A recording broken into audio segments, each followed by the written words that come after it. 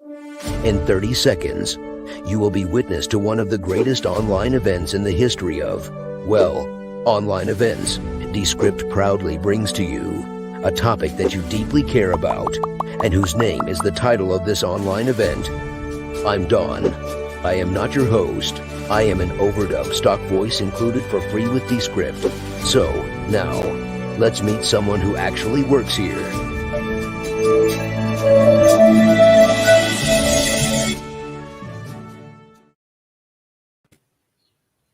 Hello, good morning, good evening, good afternoon. I don't know where you are joining us in the world, but we want to hear from you. Hi, everybody. I am Jay LaBeouf. So I lead business development here at Descript. I'm one of the people that was teased in the intro as a promise to somebody who works here. I'm also introducing Harmony, our product specialist. Hi, Harmony. Hey, greetings. And Marcelo, our product specialist, or sorry, support specialist. So everyone, you are here because you want to learn a little bit more about Descript. Descript is a tool for editing audio and video as simply as editing text. And it's really straightforward to get going. And we're going to show you, if you're new to the tool, welcome. We're going to show you some tips and tricks for how to get started.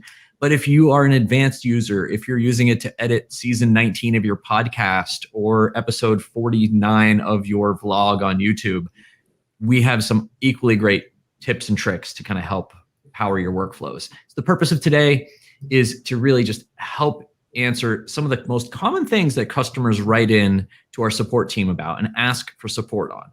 We're going to lead you through a couple of new features we released, a couple of our favorite workflows, and clarify some of your biggest questions.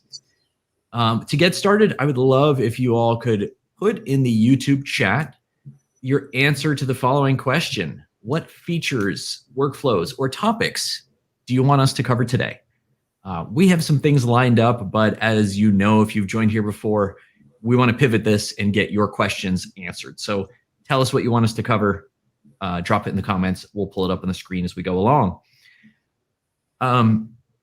So Harmony, hello, yeah. Welcome again. Thank you. I'm excited to be here. You know, I teased that we have a couple of things lined up. What's on store for today's episode? Absolutely. Yeah. So I think it's going to be a nice, full, rich conversation. So the first thing that we're going to take a look at is how you can go about organizing your material. So as you stay organized, that'll help you produce better content. So we'll take a look at how to get you set up and some best practices around keeping yourself organized in the app. We'll also take a look at how you can go about doing transcript correction in Descript. We have a new feature around transcript correction, so we're excited to point you to that and how that can be used. And then lastly, we're going to dig in with the track inspector. There's so much there that you can do as you layer in additional media. So we're going to take a look at some workflows, how you can use the track inspector. Outstanding. And we've already had some good responses come in so far. Basically some requests on editing audio, but also the purpose and use of an EQ and compressor. So maybe when we get to the track inspector, we'll go there.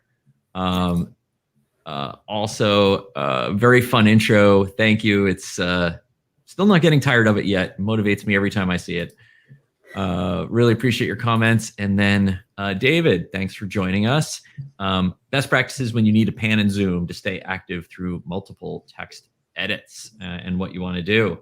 I'm going to take these off because comments are starting to fly across the screen. Rest assured, we're looking at them. And Chris, who is working our backstage, will pop them up as we go along. Okay. Well, that's a full agenda. I think we should. Where do you want to take it first, Harmony?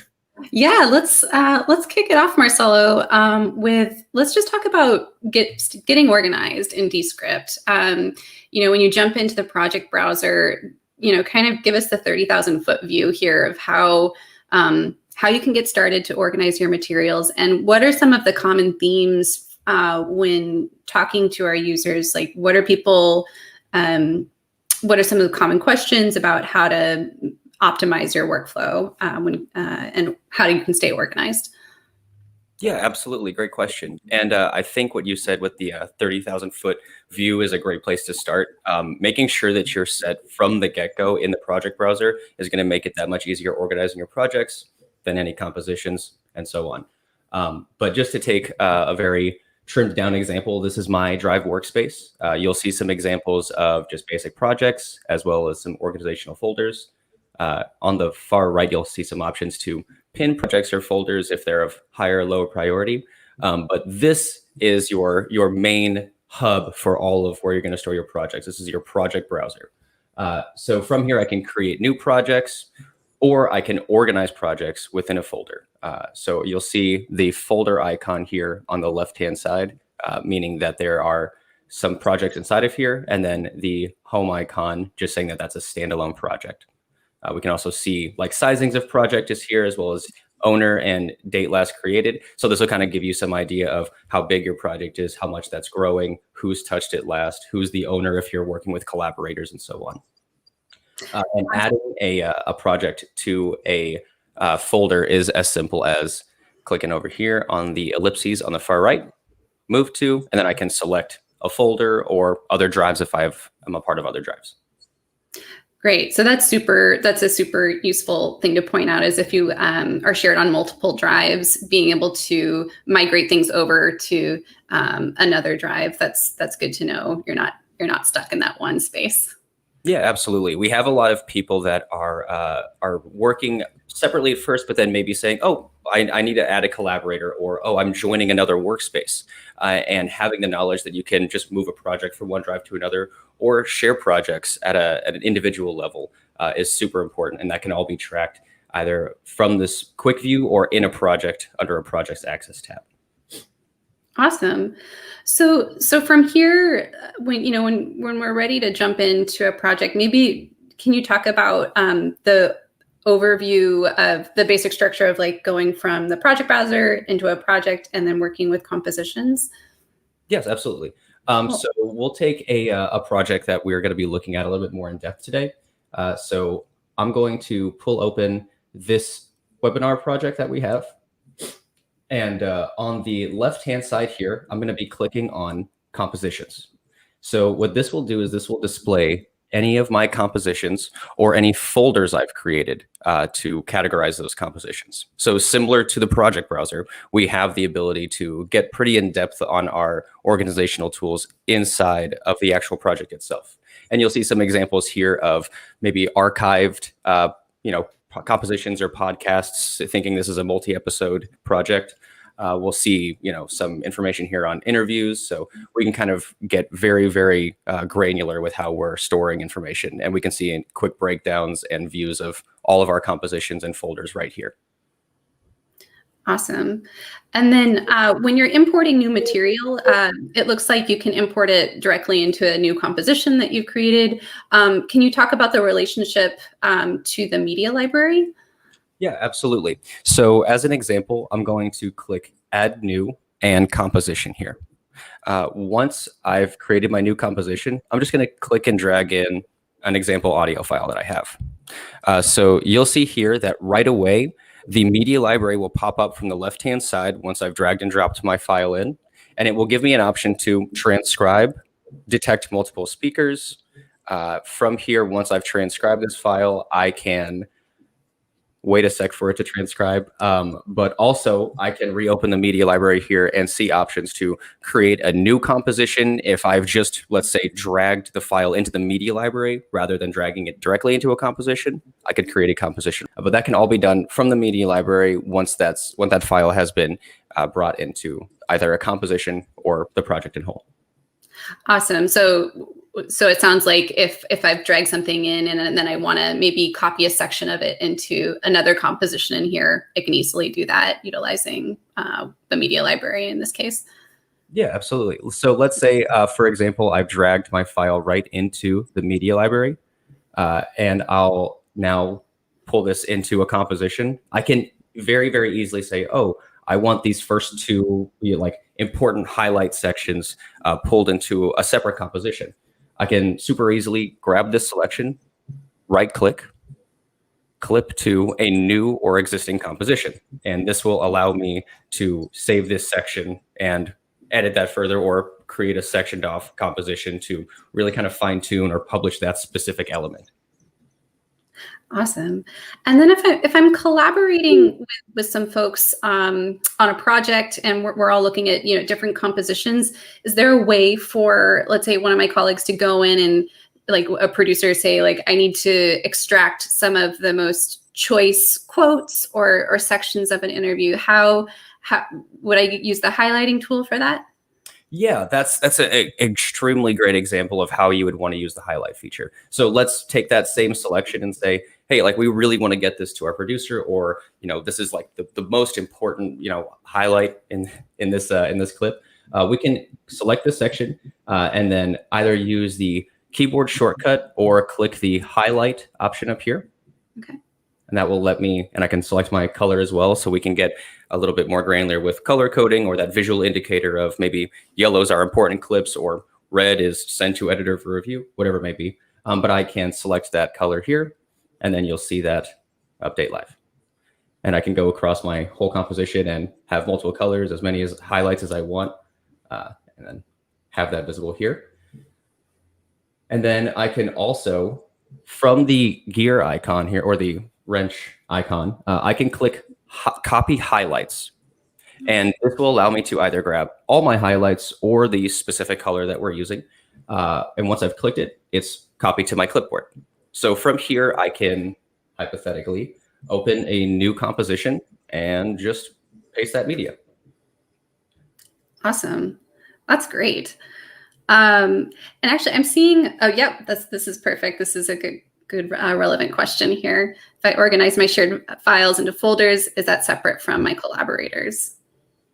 Yeah, so if you organize your shared files into folders, just to clarify, the files from, like, if you're bringing a file into the project and you're putting those files like in your media library, you cannot make file or folders in the media library. But in the main project browser, if you're using folders as an organizational tool, that's not hindering visibility from anybody. That's just an organizational tool for your ease of function on the project browser.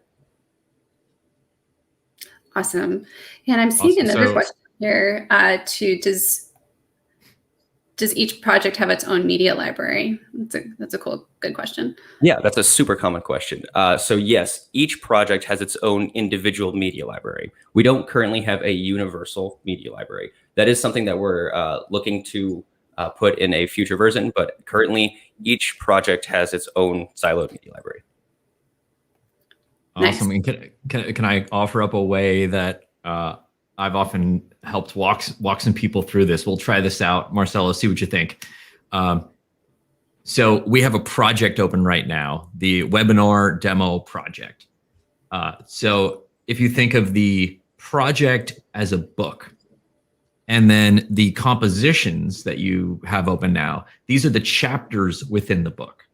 So they're all part of the book, they're all part of the project, but you get to decide what is where, whether something's a messy play space, something's an intro, whatever. And then the media library contains all the words, all the building blocks, the images, the components of it. And that is just a collection of across everything, indexed across every chapter. Awesome. That's a great analogy, like the book and chapters. For those of you who are book people, then that'll resonate. And if you're not, then just Google it. Audiobooks still have chapters, right? They do have chapters. That's great. So Marcelo, maybe let's dive into a composition, and I'd love to just see like how, once you have some content that you're ready to work with, maybe we can just show some ways that you can go about editing some of the material, whether it's deleting, striking through, or even just like getting organized by inserting markers. Do you mind covering some of that? Yeah, absolutely. And I'll just demonstrate that here briefly with this short clip. Sorry, it's like a 30-second video, but we can see some examples here of stuff that we'd want to like strike through or ignore. So towards this video is two musicians juggling in a funny time signature, but when they are counting out that timing, we are seeing a little funny transcription at the end here. So I just want that ignored entirely. So what I can do for our strike throughs or ignores, I can select this section of text and I can click ignore, or the keyboard shortcut Command Delete for our Mac users, and I believe Alt D for our Windows users. But that will strike that through and remove that from the clip, but it as Descript is a non-destructive editor, will still retain that. So I can always remove that ignore by just undoing or reselecting that range, and that will bring back that audio section. So that's a really great way to still retain that information if you need a visual of, oh, we kind of continued that section, but we might not want that for the published piece, so let's ignore that. Or another really great option, you were bringing up markers earlier. We can pretty easily throw in a marker, like let's say towards the end of this section right here. So we just can title this our outro. Markers can be used as either a visual indicator for your team, for internal notes. Sometimes when I'm doing a screen recording and I need to say, oh, this section is the intro of our troubleshooting. Here's, step 2 or whatever. That's sometimes a useful tool there. I can pretty easily click Command K, type in marker, and I can insert a marker here. Or I can use the keyboard shortcut that's displayed, which is Command and Enter. Awesome. Markers. That's how my family calls them. So I love it. Jay, how do we get those markers back on the screen? All right. My day is made. Thank you, Jay. Awesome. Well, so Marcelo, just thinking about organization in general, what are some of the common themes that you hear from folks when they're writing in to support any sort of best practices or words of wisdom when working with your content and trying to stay organized? Yeah, absolutely. I think the point that we brought up at the very beginning of this section, which is making sure you're set from the get-go, from the project browser, and making sure you're organizing your projects properly. But once you're within that project, just making sure that you understand the difference between an individual file, that file being used in a composition, how you can duplicate a composition to have a core composition that's kind of your home base that you can edit off of, rather than just editing one file over and over and over. You can, like we were seeing here, copy a selection of highlights and really get meticulous with your compositions. But I think the thing that people, if I could just give one thing for everybody to take home today, it's please utilize our folders features. It is such an underutilized feature, and I love organization. I'll be the first to say I got a folder for everything on my computer, and I got twice as many folders in Descript for everything else. So as much as you can, try to organize your projects from the get-go. That comes to naming conventions all the way down to just dropping in your projects to a folder with a nice name. So awesome. And then another real quick question. This is a good one. Thinking about the chapters for our book, can you publish as a book as opposed to chapters? So not technically. So with each composition, each of these, to Jay's analogy, each of these chapters would be their standalone element. So if I want to publish a composition, I can click the composition. I can click this publish button on the far right. That, though, is composition specific. So there is not an option for me to click share and share out this book in the analogy, but I can share out that chapter at a time and trickle feed my audience that full book. But there is no like project publish. There is compositional publish. Great. Nice question.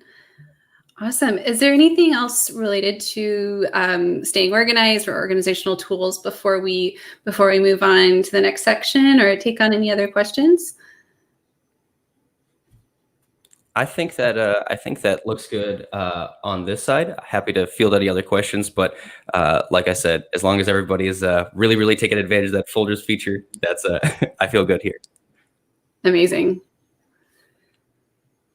Awesome. So what you are, Marcelo, to organization of your projects, I am to having a neat, clean transcript. And so I can see that you brought in something here. This is a long interview. This is actually an interview that I did. And we want to get this published and have a neat, clean transcript, not only for it being more visually appealing as we're working, but composition is just so key to the Descript experience, and having a transcript that you can publish, something that you can have SRT or VTT, those are the subtitle files that are great. It's just a huge part of the experience. So can you walk us through how you would go about correcting this transcript and maybe some best practices for people that are just getting started? Yeah, absolutely. So this composition here in this interview has been imported and transcribed. We've added some markers, but we have not done a lot of in-depth editing. You'll see as I scroll through here, you'll see some words that are underlined in green, underlined in blue, indicating there might be something unwanted or potentially slightly incorrect here. So what we can do is we can, as a quick, just clean one brush touch, we can use our remove filler words tool. So just looking over this interview, I'm seeing a lot of ums, ahs, maybe repeated words. These are all what we consider filler words. And we can, with a click of a button, remove those words. We'll see here now, once I've selected the remove filler word feature, we'll see a full list of every single filler word across this entire composition. And up here on the top of the screen, we will see an option to select filler words or repeat words. I have a really bad habit of saying, you know what I mean. So I religiously uncheck this because I guarantee you that will be across my project once or twice, not in a filler word sense. That's just something I say too much. But you have the ability to adjust that here if you need to. I have some friends that always remove you know, because that is just like something common in their vernacular. And here again, repeat words is something. So if you have someone that repeats something religiously that is not a default word, you can always have that identified. But this world, we'll see by clicking here, we can double check both expertise and passion if the filler word is detected properly. So I can delete or ignore words that were improperly identified. But once I've done that, I can either apply a deletion or an ignore to all, or individually apply. And David, thank you. Yes, ignoring versus deleting is something that we were demoing a little bit in the last section with the strikeout and the ignore feature, but the best workflow to retain your information and to make sure that you can still see like a visual indicator of where removals were, ignoring words versus deleting words is sometimes a suggested workflow. And I can choose which option I have down here on the bottom. And once I click apply to all, we'll wait a hot sec because there's a lot of filler words. There's a lot of filler words. Almost 1K filler words. But once that's all removed, we'll just see some strike throughs where those filler words are present. And then we'll be able to still play back, but those strike through or those ignored words are skipped over. So 1,000 filler. Now, this was a long interview. And as the interviewer, I was responsible for at least some percentage of them. But 1,000 filler words now removed. They're going to be ignored. So, we can already see the strike through in there. You can, so people might be seeing like, hey, what's this thing in the lower right corner? Can you explain what this spinning wheel is? Optimizing edit boundaries. What does that mean? Can we continue working, or are we like stuck? Yeah, absolutely. So the optimizing edit boundaries is something that will happen in the back end whenever you are making a cut, a change, anything. So an edit boundary is the two ends of any clip. since we're removing about 1,000 filler words, we're introducing a lot of edit boundaries. So it is not uncommon for you to see that on the bottom right of your screen. And don't worry, it's not reset my computer to continue working. It's something that will run in the background as you continue editing. Depending on the amount of edits you're optimizing or boundaries you're optimizing, might take a sec, but it's nothing to fear. Awesome.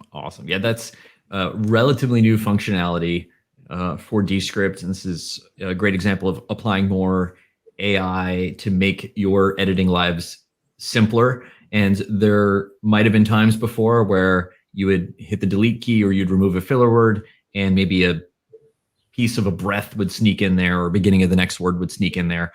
So Descript's basically going through looking at each and every one of these like 2,000-ish edits and optimizing them to sound as natural and as great as possible. Question. So if we do like David says and we use ignore instead of delete, do we need to review the entire transcript to make sure it sounds natural? So that's question number one. And then how do we unignore if it doesn't sound natural? So Marcelo, how would you walk through this? Yeah, absolutely. So if we're using ignore versus delete, let's just play back here as an example. So we'll see here in this first sentence, this is ignored. So if I just play back from about here. Intertwined for a long time, historically going back. So you'll notice that that was completely skipped over. So it is a similar function to a delete. It is just visually retaining that so you're aware of that was cut in that section. So in terms of listening back to the entire project, it is never a bad idea to make sure everything is running solid. But if you would, the removing filler word tool or the ignoring filler word tool is pretty solid. And as Jay said, we are always adding and improving our boundary optimization. So I would say you do not have to re-listen to a project, but if you are wanting to play back to just confirm that everything sounds for solid, a long time, it never hurts. And then in terms of unignoring, what I can do here is if I select this area here, I can command. My apologies. They changed the button that I like. Oh, strike through. Here we go. Cool. So all we have to do there is, my bad, just reselect that and then use the either hotkey or the ignore key up here. And that's how we would be able to unignore that. Awesome. So yeah, I agree with everybody that does this workflow. You know, if you do a delete, you can always see that an edit was made. Marcelo, if you want to show that little line with a caret above it that appears, so you can always see that something was done in the transcript here. But maybe you don't know what it was. Maybe it was a filler word. Maybe it was an entire paragraph. You don't know what was deleted. So I do this if I'm actually going to collaborate with other people or if I'm on the first draft. I typically do ignore so I can kind of see all the messy workspace. And then something else, which is, this is going to come up if it's not in the comments already. How do you remove those ignores? Like, let's say we're in a good place. That paragraph, like the third paragraph on the screen, has a ridiculous amount of ignores on it. How do we get rid of those? How do we accept those in a way? Yeah, so for that, I would love to hear what workflow you most commonly use to remove those. Way to flip it back. I appreciate that. What I would do, like anything in Descript, I would just hit my favorite key command, Command K or Control K on Windows, and I would just type in what I want it to do. So I'm going to maybe type in the word ignore and see what happens. That's what I was thinking for. I want to remove ignored text in selection. And if you didn't, you could select everything if you wanted and then do this. And now those ignores have been converted basically to deletes. So nothing happens, but the text got hidden from the screen. Is that what you were looking for? That is a better workflow than what I was going to do. So I will use that. Awesome. That's another feature that we added in about 2-ish weeks ago. If you're not on our mailing list, or if you don't read our emails, you're going to want to start getting in the habit. And we're also going to show you something a little bit later on in the webinar about where to find and where to follow all of our crazy amounts of awesome updates. Speaking of updates, there is a good question that we'll get to before my update. Our experience has been that Descript has a terrible time with accents. And I'm assuming, Anita, you mean in the transcription process. Is there a way to fine tune some settings so it can learn the accent and pick it up better? Great question. So currently, American English is our transcription language. So we do have some users who have an accent, or like British English or Australian English, whatever the technical term is for that our transcription software doesn't pick up perfectly what you're saying. We recently released a new feature called the Transcription Glossary, though, that might be helpful in these situations. So if you, on the top left of your project, just to the right of your project name, there is an additional menu that we can open and choose the Transcription Glossary. So this Transcription Glossary is essentially an area for Descript to point to when it might not know exactly what that word is, or it identifies a word, but we see, oh, that might not have been the correct transcription. Great example, my name is Marcelo, and Descript has never transcribed my name correct ever. So as soon as this feature came out, my name was put into all of my projects. But in situations like that, you may want to preemptively go through, and if you've noticed a couple words in the past that Descript has, not the perfect time transcribing, please add that to the Transcription Glossary and see if that improves performance. And that's again a super new feature that we want everybody to take advantage of. It's a highly requested option.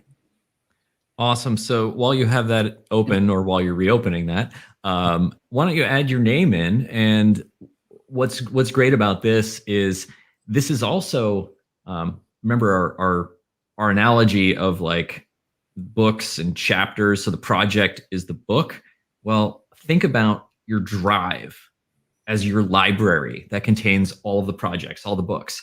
So what Marcelo just did is add in a new word.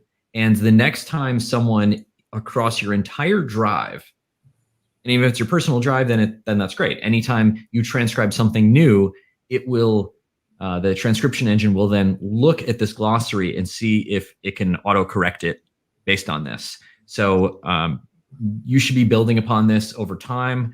I've seen people like put in all the keywords and guest names, and like terminology and jargon. Definitely add to that over time, because Descript's only going to get better. This is a great way of helping the tool learn.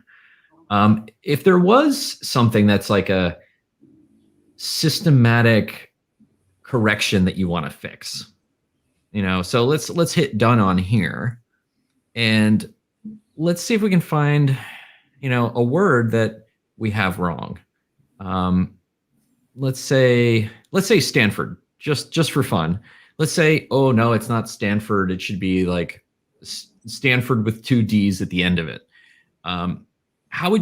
Is there a way to like batch fix this? Yeah, if you are wanting to batch fix Stanford and add that additional D, we can use our find tool for any text, and then we have the ability to update that text in this module. So let's look for Stanford. Oh, so I can see any iteration of that word across the project. To Stanford alone. Back at Stanford, so to speak. What I can do is I can correct the transcript. I can put in Stanford with 2 Ds. There we go. And apply to all, similar to what we saw with the remove filler words. So now we have the true, proper spelling for Stanford present, and we will see that reflected. A couple extra Ds. Outstanding. Say there is, this kind of leads to another way to correct text. Let's say that this is definitely wrong and I need to just correct this individual word. I can pretty easily just double click this to make the selection, or just select here, and I'll see some new transcription correction options below. I can click correct, and I will see a specific correction module here, and I can just remove any unwanted. So I just have those 2Ds, and there we go. Awesome. That is great. So a lot of you have been seeing that pop up on the screen.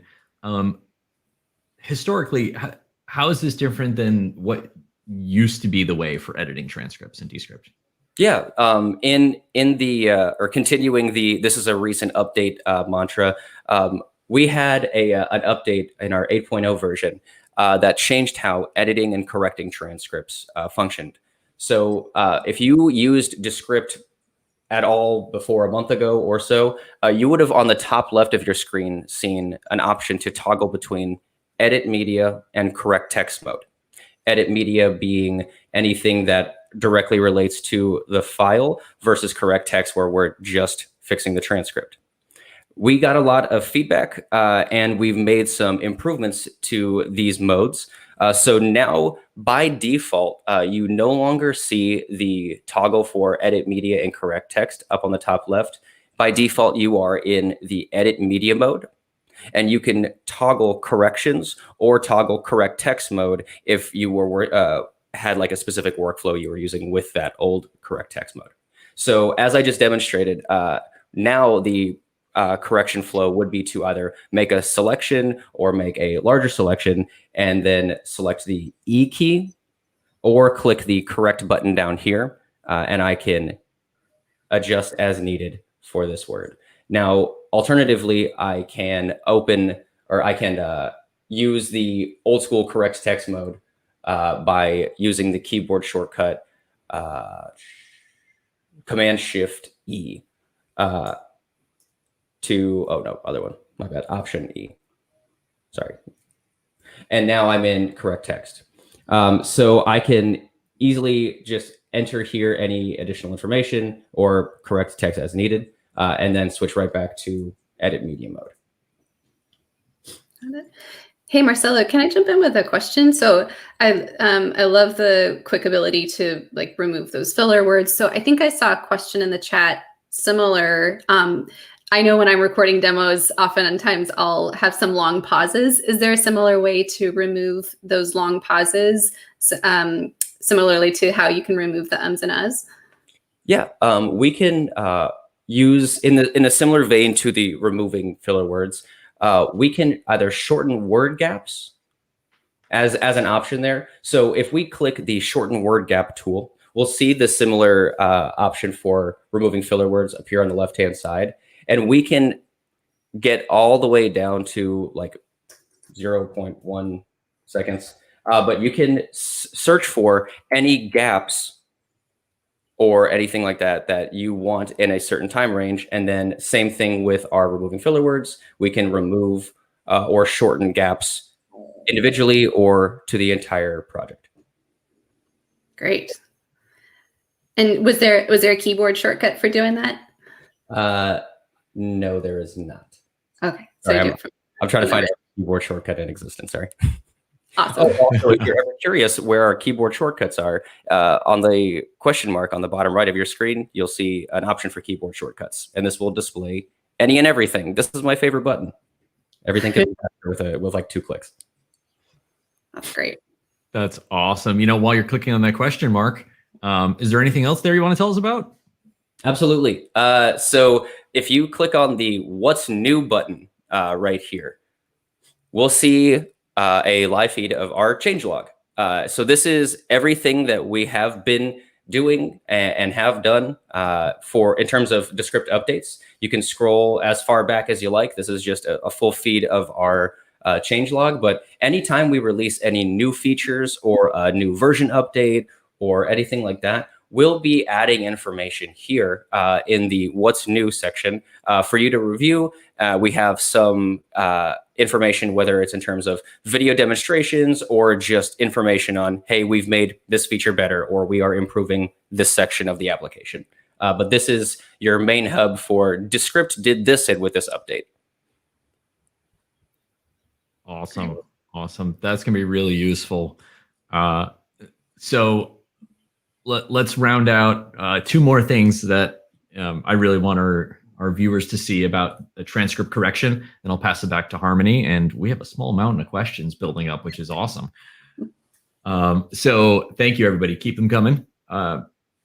First thing, you hit the E key to correct something. So it looks like the beginning of the second paragraph, has some capitalization issues, some punctuation issues. Can you walk us through? There's also the W key and the Q key. We love our keyboard shortcuts. Walk us through that. Absolutely. So with the update where we removed the toggle for correct and edit media, we also introduced, like Jay was saying, some new keyboard shortcuts for correcting punctuation as well as capitalization. So right now I'm holding down my Q key, and you'll notice my cursor has a little gray circle on the bottom right that now just has a capital and lowercase a. So what that's doing is if I'm holding down that button and I click on a word, I am toggling capitalization or not. So I can, let's say if we just really want to say pop music industry and really make sure that that is idolized, or we can, anything along here. Again, just holding down the Q key and clicking on a word is toggling the capitalization. And then in the same term with punctuation, I can click and hold the W key. You'll see a similar icon just to the bottom right of my cursor. And if I click, I will shuffle between a period, a comma, and removal of a period. Awesome. Awesome. And the reason we're making all these changes, motivated by what thrift driving notes, getting a neat transcript is very time consuming. This is something, no matter what tool you're using, it has historically been very time consuming. And so what we're trying to do is build in some tools. And so it might seem like it'll take a lot of muscle memory to get these. I would encourage you to just start at the top of your transcription, go through and force yourself to learn the Q, W, and E key workflow. And also feel free to hit the space bar to start playback. You can do all of this while you are listening back to it. And so you'll be able to correct your transcript and tweak your edits kind of in real time. So I think that's a really good workflow for everybody. One more thing we're going to show you before moving on, a new beta feature. I see all these words that are underlined in green. It's not spell check. It is the transcript correction wizard. Exactly. So if we make this selection on any of the words that are underlined in green and click E for the correction, on the far right-hand side, we'll see an option for the transcription wizard. So I can click on here. I don't pull, not so much pull. And this will play through anything that Descript sees as potentially not correct. I can either correct this here or say, no, this is correct, and accept, and it'll push me towards the next go into potential creating mistranscription. But from here, I can make any corrections, or I can ignore. I can replay back just in case that clip wasn't super clear on first playback. But this new correction wizard feature is something that is currently in beta, and we really want everybody to utilize / give us our feedback on. This is something that is highly requested in terms of, correcting a transcript, like you were saying, it does take some time. This is that one step closer to let's really, really, really make sure this is as fast as physically possible. And the QWE keyboard shortcuts, I found the best hand position is one thumb on your spacebar, 3 fingers on the other 3. And I promise it's like once you kind of get used to the workflow, it's super fast. I've come from a DAW background, and you get used to keyboard shortcuts, and this is another tool with another set of keyboard shortcuts. But once you get that muscle memory down, you are editing transcripts faster than you thought you could. Awesome.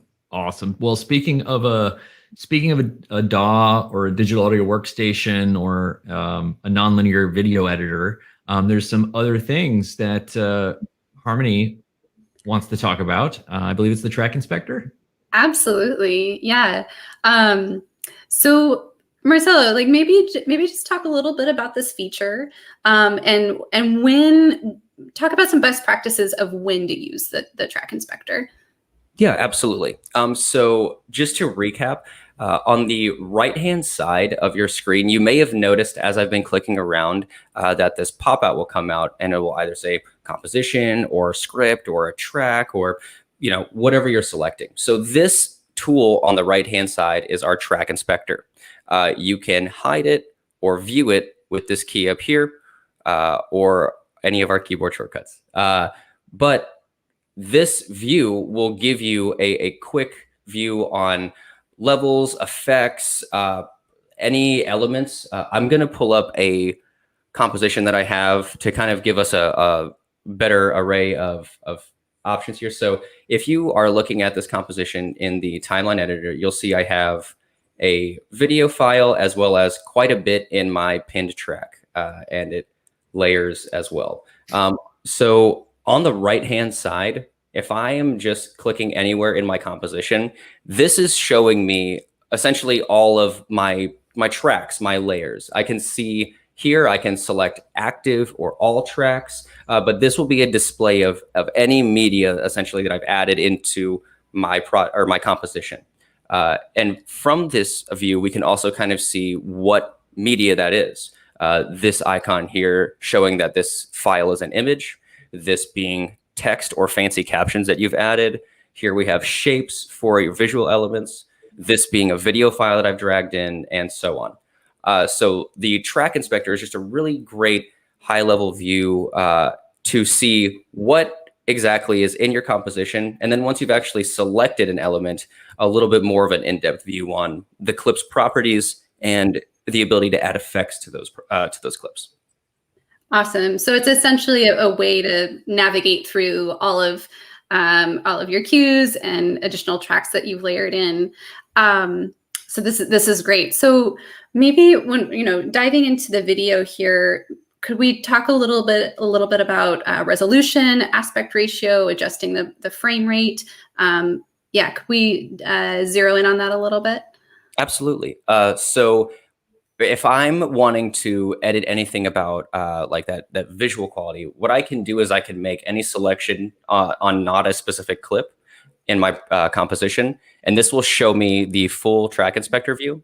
What I can do from here is I can click edit on my composition, and this gives me some additional options to manipulate a bit further, either my frame rate, resolution, or video orientation.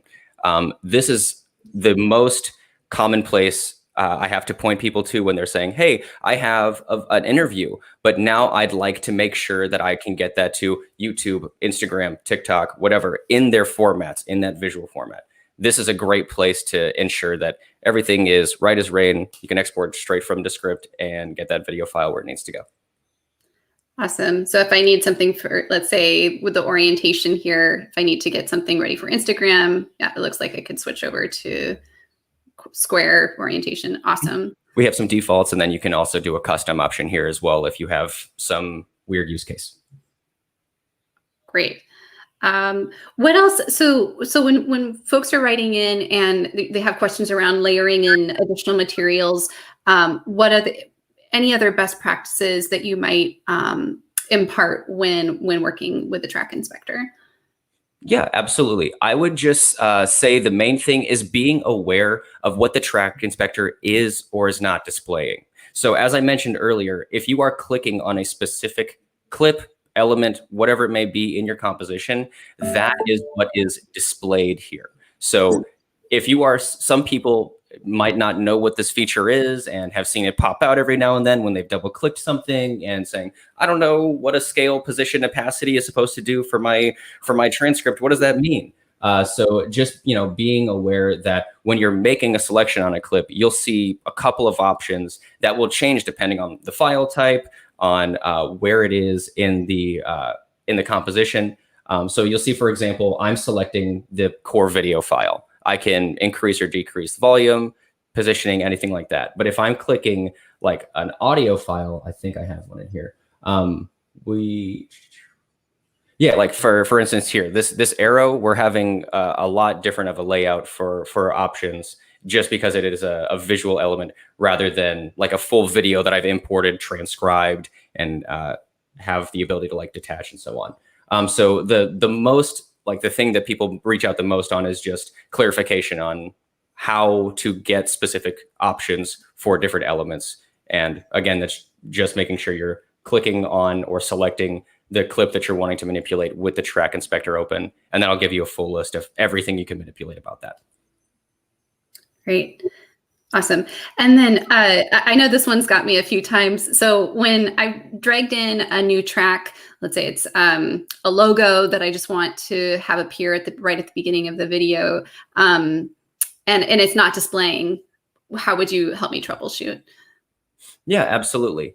So one of the things that we would want to make sure of is that you have your positioning proper, as well as that you have added that image correctly to a pinned track rather than like a sequence or anywhere else across the project that might not actually display that image, right? So we have some people that are dragging and dropping in their image just into the timeline and asking, hey, why, like I thought I dragged it to the front, why is it not appearing? Or like, hey, I don't see any visuals here. I just see the image that I dragged and I can no longer see my interview video, what's happening.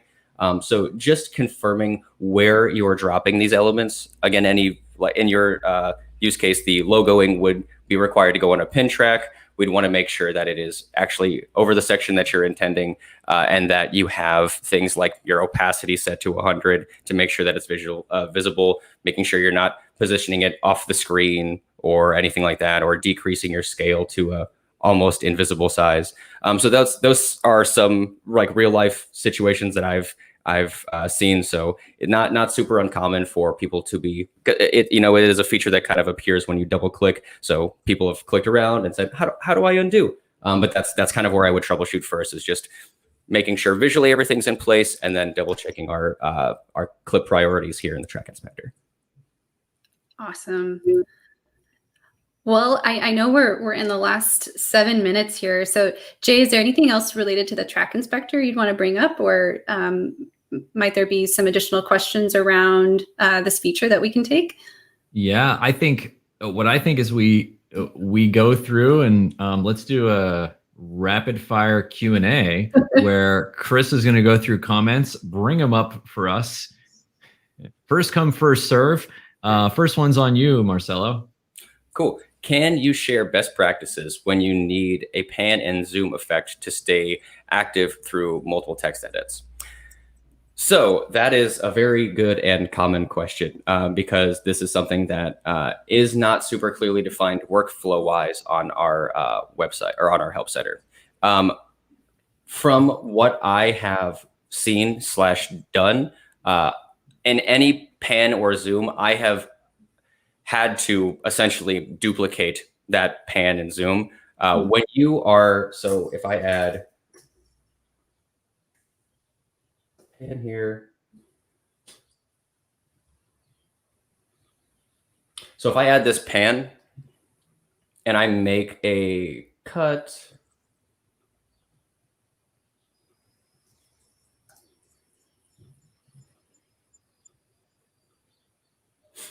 that right there will cut the cue. So there is that is expected behavior, that there is no way to, from what I have seen, retain that when in terms of like cutting and splitting. So you would need to re-add or potentially wait until after you are done cutting your project and splitting clips to add those cues. So I think just understanding the workflow of maybe doing it the other way rather than cue first, then split, maybe thinking your splits first and then cue, since that is retainable. Absolutely. It's on our internal roadmap. We hear you. We feel your pain. Hang in there in the meantime.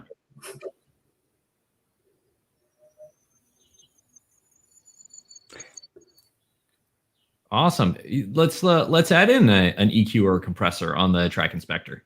Absolutely. So you can add the compressor or the equalizer via the track inspector by clicking add effect here on the bottom.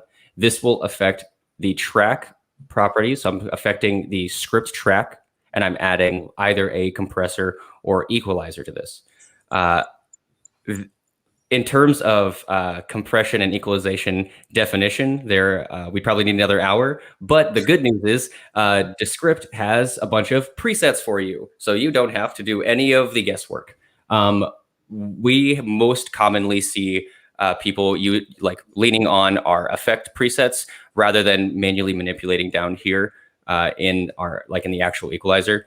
So if you are not super familiar with equalization and compression, we have some pretty well named effect presets here that you can utilize rather than going 2 hours deep into a YouTube hole and trying to figure out what the best way to compress podcast audio is, because I have done that once or twice and it leads totally you to these presets. And if you look on our help center as well, there's some great materials there to kind of explain the basic differences. Speaking of things that people have watched today and they're like, what the? How do you add an image? So yeah, in a video, you can drop in any image or slide or anything like that. But how did you do that? Yeah, so all you have to do is add the media that you're wanting to include into your project to the media library. So the first thing you would do is just drag and drop the still image or photo into your media library. And to continue the ease of drag and drop, I can just bring this right into my project. So I'm just clicking and dragging this image, dropping it here, and now I have the image with the image name up top. I can click and drag this around to fit where I'd like it. I can shrink this by grabbing the end of the clip and trimming back. So super, super easy, but again, just dragging and dropping from the media library once the file is in the media library. And you can add a file to the media library either by clicking add new and file, or just dragging and dropping right in. Awesome. And another quick tip on how to do that is just highlight the text that you want the image to overlay. So if there's a specific range of time, you can just highlight, let's say, that first sentence, and then drag the image right on top of that sentence. I like doing it that way. That way it's a real precise way of controlling the amount of time the image displays on screen. And that's a really great thing too, because you can also see a little visual indicator here of when the image ends. So you'll see the start of the image, but when I select that, you'll see a little orange or whatever color the image is bracket, where you can see, hey, this is where the image will stop being displayed. Yeah. All right. Chris, tee us up with a 30-second question. No pressure.